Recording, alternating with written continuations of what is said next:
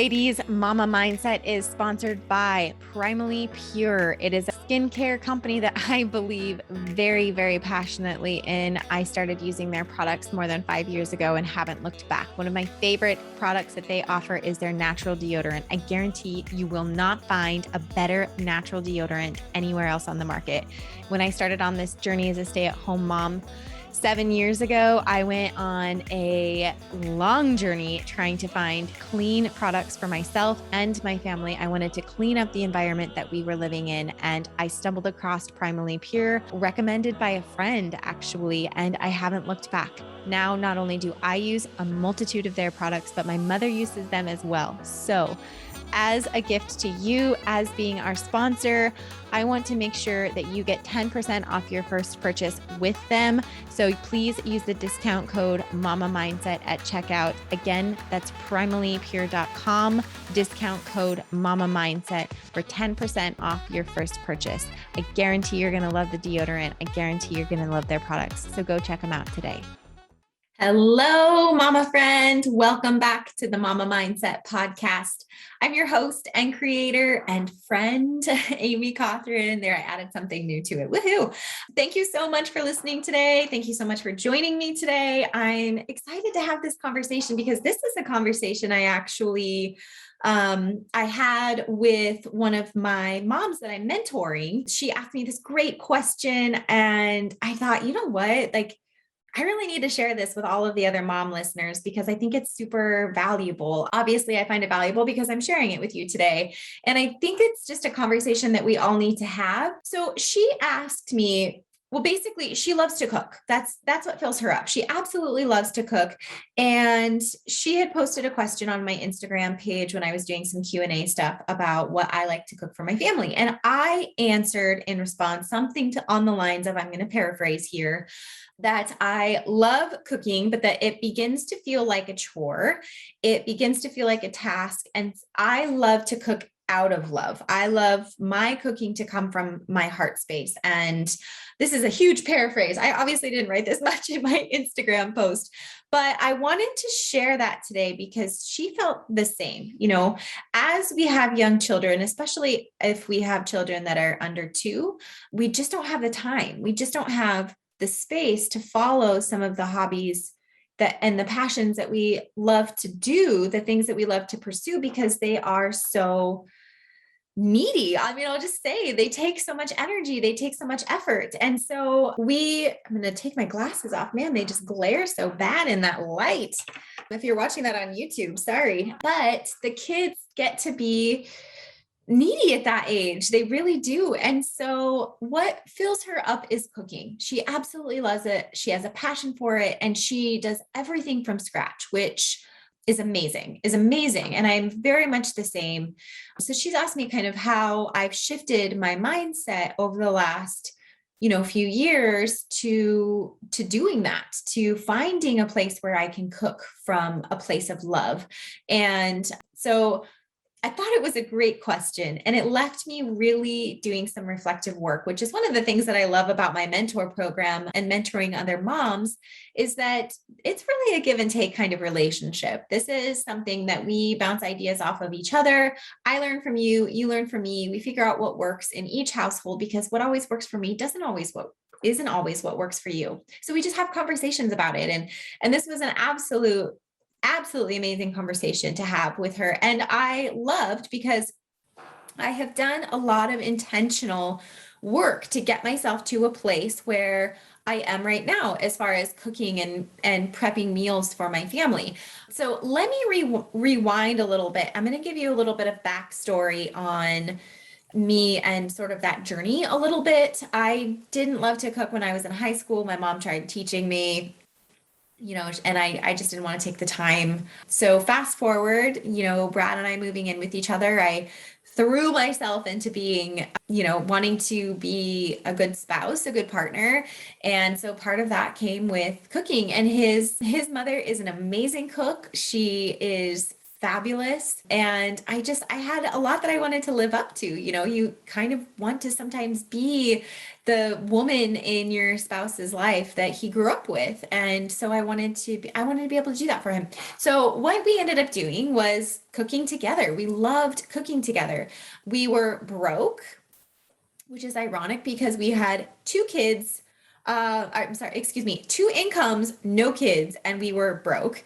But I would buy expensive cheeses and wines, and we'd have this full culinary experience. We'd want to create a culinary ambiance that was driven by like each other, our love for each other and sex, I mean, just that sexual drive of being with each other and cooking and creating that beautiful ambiance. And so we had a passion for it, a passion for each other, a passion for food, a passion for new foods. And so I loved cooking. I loved cooking new things and, figuring out what my palate liked, what I loved to experiment with. And so fast forward, we had Gracie, and I was reading mom blogs and all of these things that says you can still sit down and have a cozy meal with your spouse. You can still cook together for date night, but it had to be after the kids were in bed.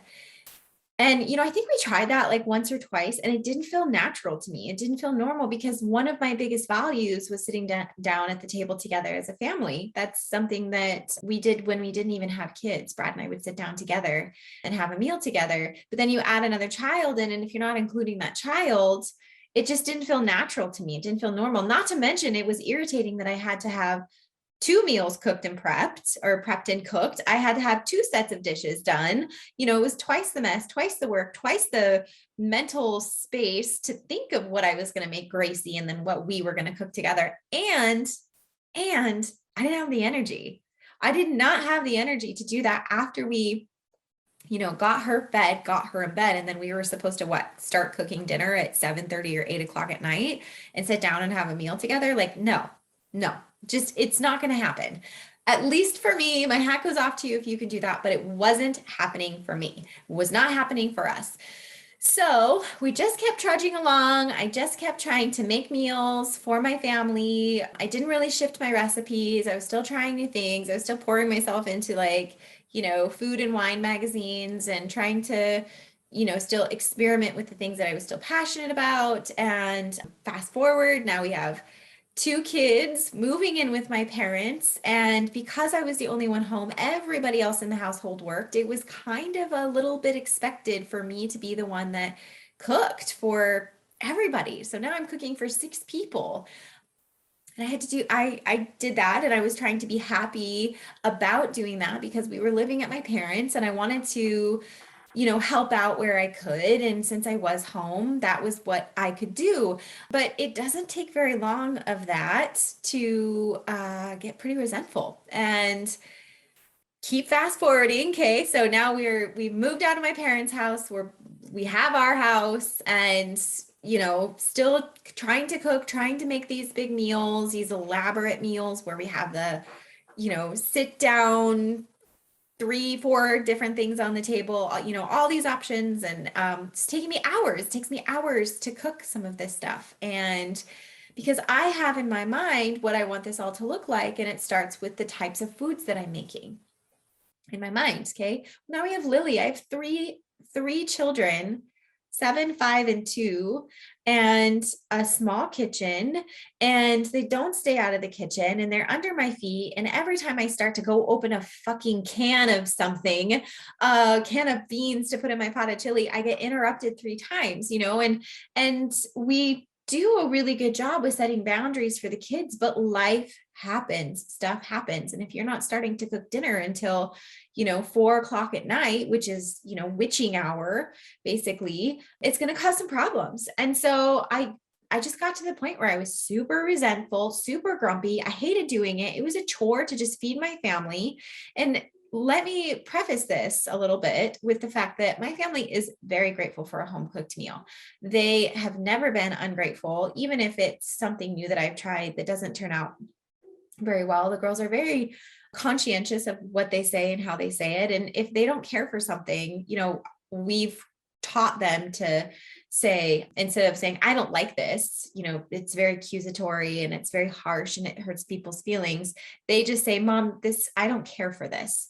If you come at me and tell me I don't care for this, my feelings aren't going to get hurt. Maybe that's just me, but my feelings aren't going to get hurt. I'm going to be very understanding. But if you look at your plate in disgust and say, I don't like this, then I'm going to get kind of hurt. I'm probably going to get pissed off because I just slaved over the stove. At least that's what I feel like, to make you this meal. And you say, I don't like it.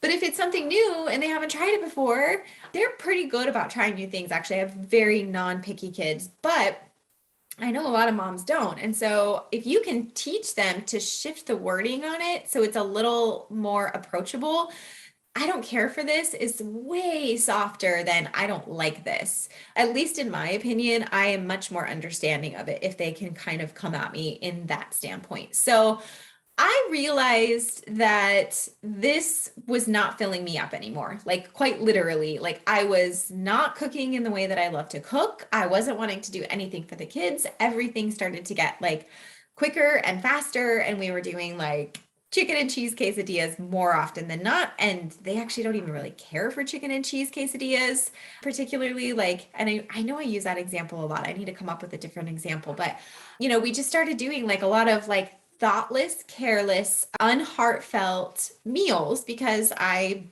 sick of doing it, right? That was what was going through my mind. So to help with the boundaries issue, this is what we've done. I'm not opposed to occasionally, if the kids have earned it, putting a show on in the evenings while I make a meal. Usually I do that like once a week. So there's one day, like one kind of boundary for them to stay out of the kitchen. Another thing that I did that I suggested to my mom friend who I'm mentoring is I actually have tape down in my kitchen now, and I call it the red zone. And I taped off a portion of my kitchen. And when I'm cooking, the kids aren't allowed in there.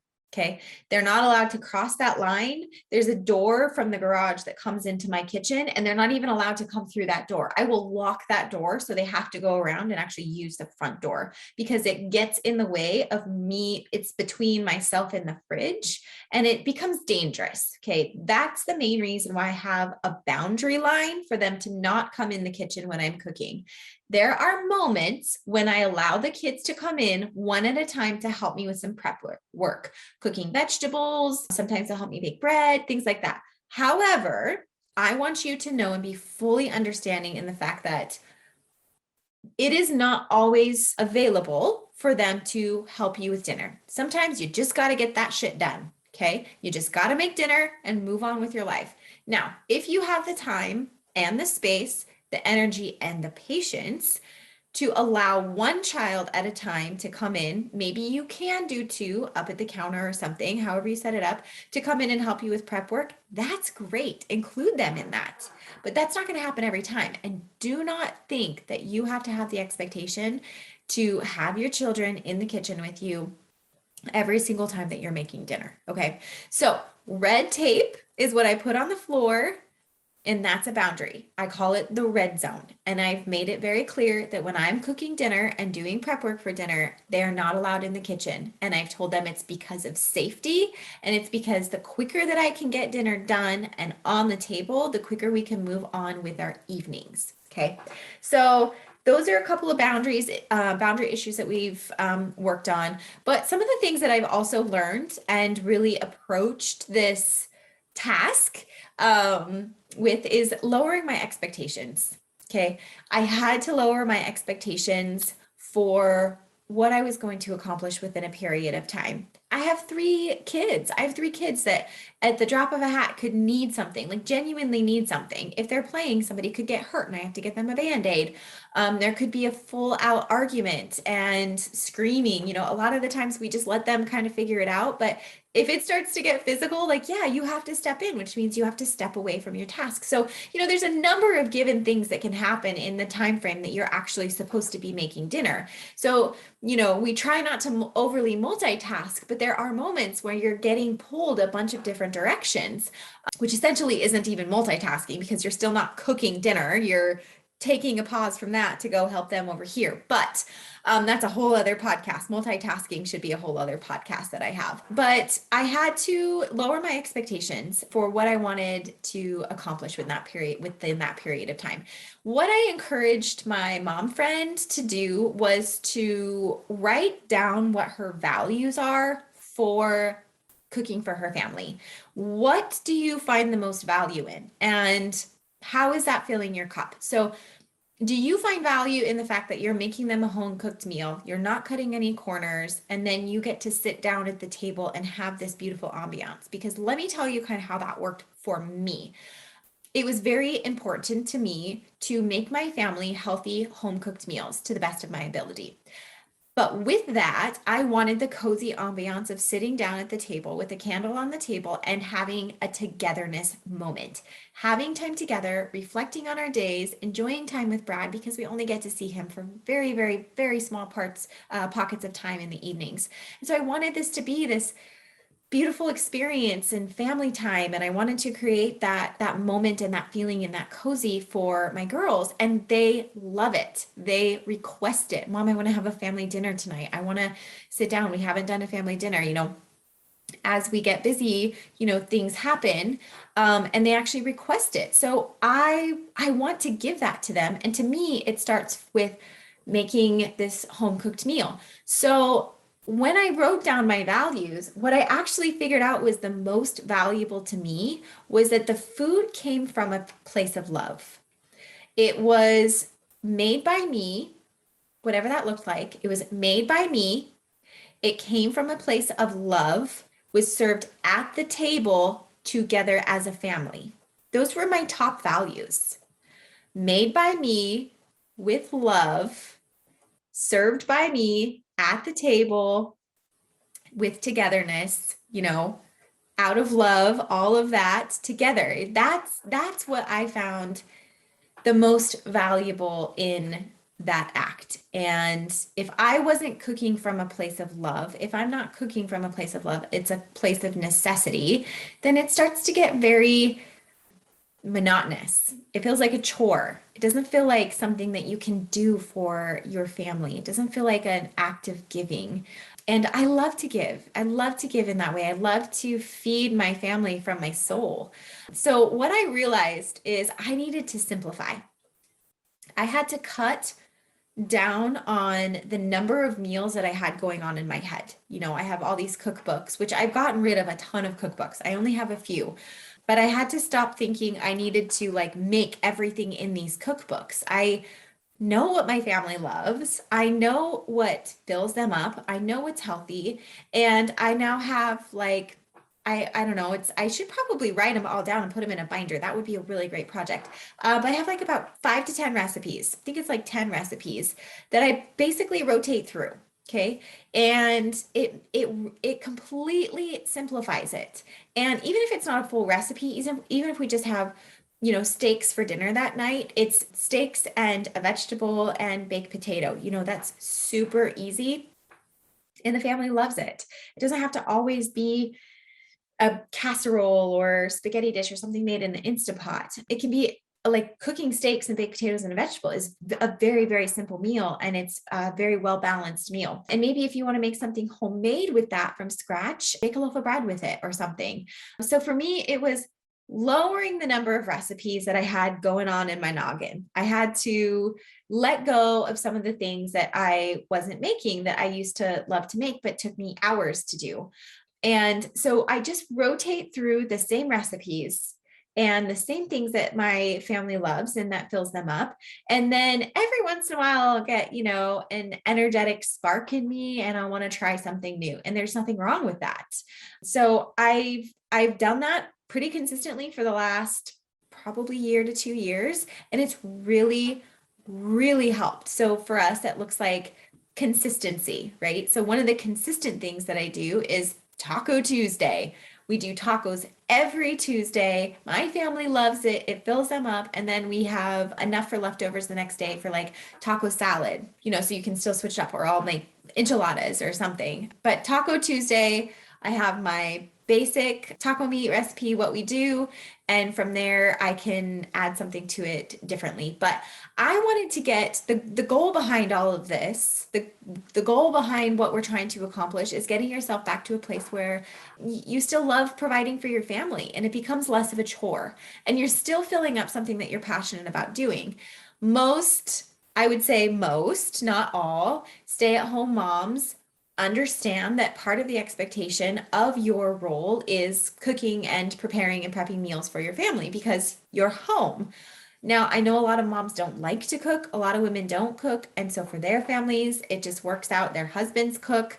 In my family, personally, that it doesn't look like that because Brad gets home too late. And I do enjoy cooking as much as he does too. It really is my job. Okay. It is my job, it is my role, and it is my responsibility. So, one of the things that I do also is I'll cook a fun meal or something that takes a little more prep work when he's home to watch the kids. When he's home to help with the kids is when I can bake an apple pie or I can make something that takes a little bit longer. I can bake a nicer loaf of bread or something. But most of the time, so like for example, the other night I made a pot of chili. The kids love chili. I love chili. Brad loves chili. People pleaser, crowd pleaser. They love it. So with that, I cut a corner, okay, and used a chili seasoning packet. Everything else was from scratch. I even used home canned tomatoes, but instead of measuring out all the seasonings and pulling all that out and making a bigger mess, ripped open a chili season packet, put it in. But with that, I made a loaf of homemade bread. And it's an easy recipe. And I felt so good about being able to make a pot of homemade chili, cut a little corner with the seasoning packet, and then I baked a loaf of bread. And I was just like on cloud freaking nine. I felt like boss mom. I felt like so accomplished because I was able to do that. And my family loves those things. I cooked bread for them. I made the chili for them. I slow cooked it on the stove because we were home that day.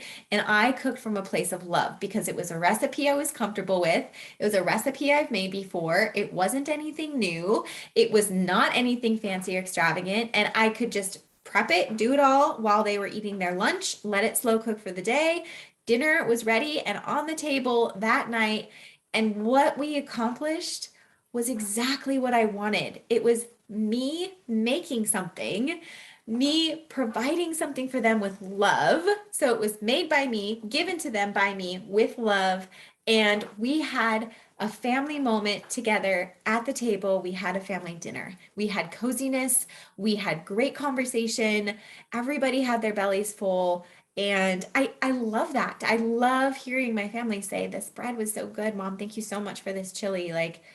And then just hearing about their days. That to me was a huge fucking accomplishment. That to me was building memories, building moments, building togetherness with effort, but with a little less effort than if I were to have tried creating a new recipe from scratch, tried to make a brand new recipe from scratch. That's not the moment to do that for me. I didn't want to spend hours trying to do something new, then to sit down at the table after I've now depleted all of my energy, So some of this stuff that we're talking about with this cooking and it depletes your energy and it takes away that attention that you have on the kids. If it's taking you 2 hours to make this meal, then that's 2 hours away from the kids. And that builds up this stress, this builds up that anxiety. And there's all these problems that are happening in the background. And then it explodes. There's usually a big explosion. And then you go to sit down at the table as a family, and the kids may not even like it. So now you spent all this time. They are maybe not going to like it. You spent hours, over the stove trying to prep this, and then you're exhausted. They're not happy at the table, and then it all just goes to shit. So your expectations for the day are way too high. They were way too high, and you knew it going into it. Okay. I always know it going into it. And then shit hits the fan and it explodes. And you're like, why the fuck did I even try? Why the fuck am I even trying this? Why am I trying to do something for my family? Well, that wouldn't have happened if we would have just lowered our expectations, created something that was a little more simple, cooked out of a place of love, took less time doing it, and served it to your family without a rushed mentality, without a huge expectation. And it was just served out of peace and love and calmness. So I encourage you to write down what some of your values are when you're cooking. I encouraged my mom, a friend, to do that, to just see, because she's struggling because she loves to cook. That's her time. That's her time, and it fills her cup. So is it filling your cup though? Is what, I asked her, is this filling your cup? If at the end of the day you sit down and you're completely depleted, is that truly filling your cup? Because I thought that's what would fill my cup, a full culinary experience where we're trying something new and I've sipped on wine and I've done all this stuff, but then in the background you're still yelling at your kids. Like, it wasn't filling my cup. I thought it would fill my cup. The image in my head I thought was going to fill my cup, and it didn't. It was depleting me. So write down your values, write down what you're hoping to obtain, what you're hoping to get out of cooking for your family, and then figure out how you can lower your expectations. Figure out how you can cut a couple of corners. Instead of making a whole chicken from scratch, maybe you buy a rotisserie chicken every single time you go to the grocery store. Instead of making your own stock, maybe you buy the boxed stock or use, bouillon or whatever. So maybe there's a few areas that you can cut some corners. And, maybe so here's another example. We did a kit salad. So I didn't have to make a full salad from scratch. That was just another corner that I cut. So I made chili, used a seasoning packet. So cut a corner there. I did make homemade bread, which I was super proud of. And then I used a kit salad, which was amazing. I didn't have to actually make a full salad, opened it up, put all the stuff in, mixed it up, served it on the table. And we had this amazing meal. Okay. Way less work, way less effort, and it checked all the boxes for me. So at the end of the day, that filled my cup. That made me feel like an accomplished mom, an accomplished wife, an accomplished woman, because I was able to do the things that I wanted to do, that I love to do. So figure out how that fills your cup. What would fill your cup the most? If it's depleting, then maybe you need to shift a little bit. Now, remember, when I say shift, that doesn't mean permanently shift. So this really can get applied to any of your hobbies. I'm just using cooking as an example because that was a specific conversation that had come up in my mentor program. Cooking was just one specific thing, but you could apply this to hiking. Say you are a hiker.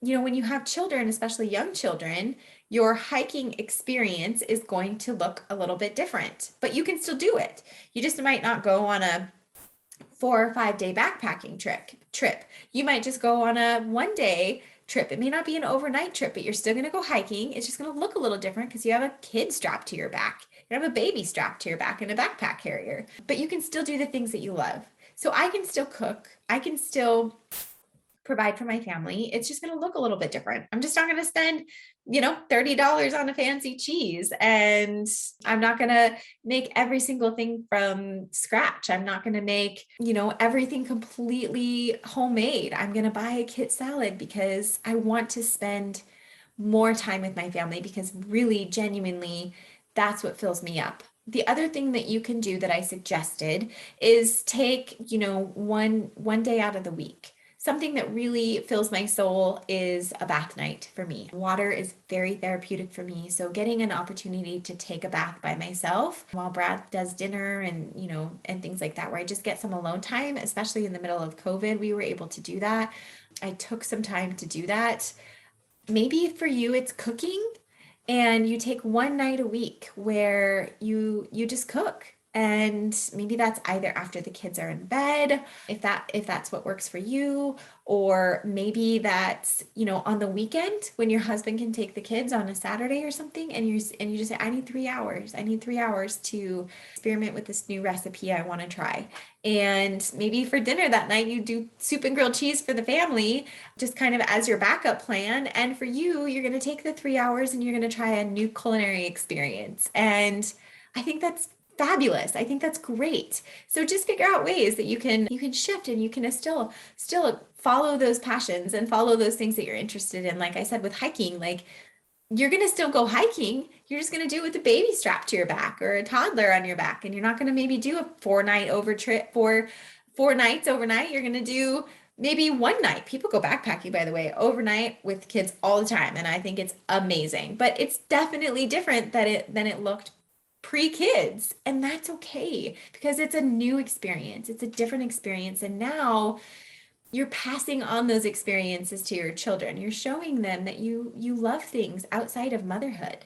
You love things outside of parenting, and it is so good for them. It is so good for them to see that. But as far as cooking goes, that was a question that was specifically asked of me, and my mindset shift on it has really changed in the last 2 years for sure. I simplified my meals, I lowered my expectations, and then I really took an evaluation of where my values are and what was important to me in cooking for my family. And like I said, it was coming from me. It wasn't store-bought. So it was made by me. It was made with love because it was something that they love to eat. And then it was us sitting down at the table as a family, enjoying that time together. So I just wanted to make sure, I still want to make sure that every time I approach a meal, every time I approach cooking, it comes from that space. It comes from a space of love. So I hope this helps you today. Let me know if this works for you. Let me know if you have any tips that you've come up with. And don't forget, if you want, you could share with us your favorite recipes, and you can do that on Instagram, tag me in them. We also have our Facebook page, our Facebook group as well. So don't forget to follow me on there and join the community and the conversations that we have over on Facebook. So always, always, please remember, sweet mama friend, that I believe in you, I care about you, and I'm so incredibly proud of you. Thank you so much for listening today. I look forward to talking to you again soon.